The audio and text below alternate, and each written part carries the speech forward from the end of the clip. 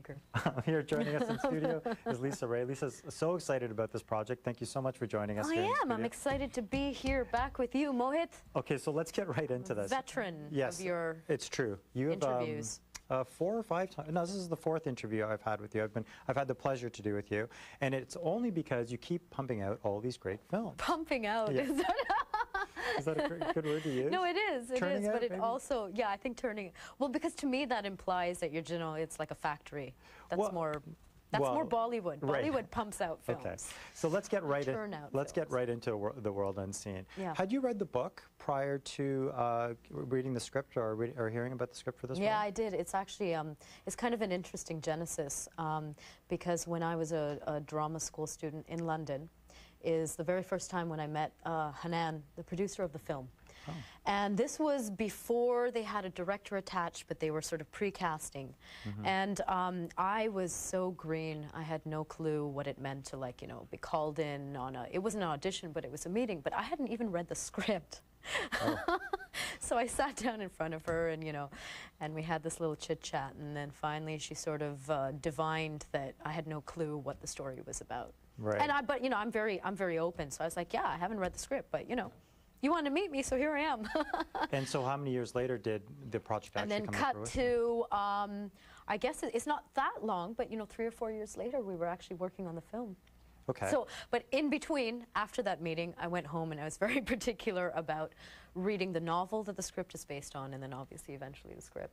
And you mentioned that you just finished shooting this in June.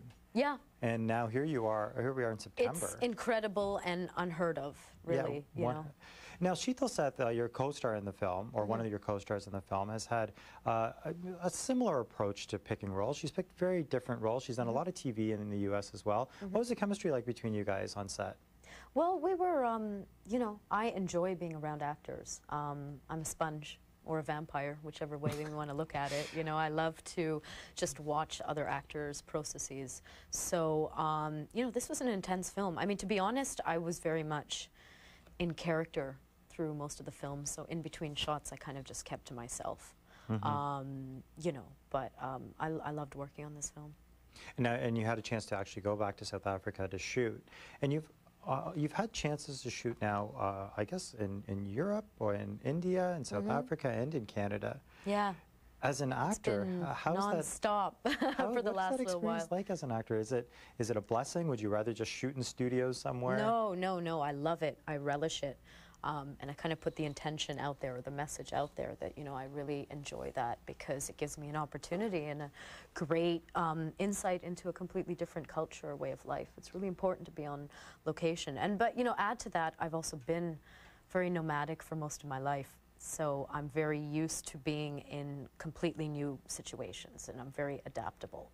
Now, the Toronto Film Festival obviously is your own. But this is home territory. Right. This is great. And that's what I was getting to. You've become the new darling for the Toronto Film Festival. Am I really? If I may say, yeah, we declare it right now. Right now, we declare it. And in doing so, you've chosen so many different roles. But with The World Unseen, it's yet again a completely different character. Different. How do you sort of bestow the faith in your director that they're not going to, especially after the success of Water?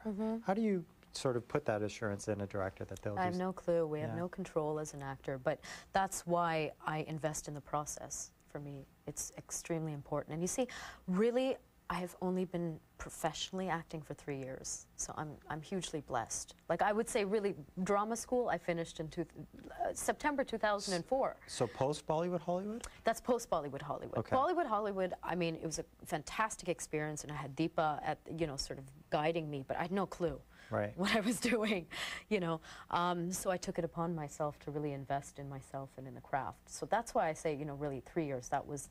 That's kind of the guide mark, the landmark for me. And so I try and, I work by instinct, right? Instinctually, I love to collaborate, and I love to work with auteurs or directors that have a very particular point of view. And let's rewind a little bit earlier this year to March, and sort of the whole hoopla associated with, I guess, the end of the run of Water and being in LA, etc. Is there anything about that experience that will always remain with you? Because it's an experience that very few actors really get to have. Yeah, I'm still absorbing it. To be honest, I really am. I like to take my time to absorb experiences. And, you know, I mean, water is just, it's a gift. It's an incredible journey. And I'll always, and I'm also very lucky that I have, you know, that Deepa put her faith in me. And I consider her a mentor and a friend. So I'm already very, very blessed. So it's been an incredible run, and then, you know, culminating with the Oscars. But it keeps going, by the way. Like, I've been invited to, like, a film festival in Tokyo and Palestine and, you know, places like that. And I'm so proud of the film, and I always will be. You know, it's a milestone for me. But at the same time then, you know, simultaneously with all of the promotions that were going on, I was working on other films. Right. So for the last 2 years, it's been a little bit manic for me. It's work, work, work, and we'd be remiss if we didn't mention the other film that you have at the Toronto Film Festival, All Hat. Yeah. Which is an entirely different character again. Can you tell us briefly about that film? It's a completely different film. It's a Canadian sort of, I don't know, updated take on a Western, you know. It's got like this racehorse caper kind of aspect to it. It's great, you know. I'm playing like a farm girl called Etta Parr. Some great, talented actors in it. And it's a really, really fun film. But it's also got like sort of, it's got a message behind it as well. Great. Well, we'll obviously be chatting with you a little bit more closer to that release. But for now, The World Unseen is playing at the Toronto Film Festival. People will have a chance to check it out this week. I hope they do. It's a great story. And will you be at the screenings? For sure. Good. So you can come up and say hi to Lisa Ray herself and tell her what you think about the film. And it's playing. You can log on to the TIFF website, the Toronto International Film Festival website, tiff07.ca, like it says on the screen, to find out how you can see the film. I think there's a trailer online as well. Oh, there is. Yeah, and we're going to continue to show clips and hopefully get a chance to chat with the director. Thanks for your support. No, my pleasure. And come back. Did you like the film? Yeah, I love the film. It was great. I love doing this. I can't wait to tell more people to watch it, which I just did. Yeah, the film was great. So The World Unseen is playing at the Toronto International Film Festival. Always a pleasure to chat with you. And please come back anytime. Thanks, Mark. There's much more coming up on the program, so please stay with us.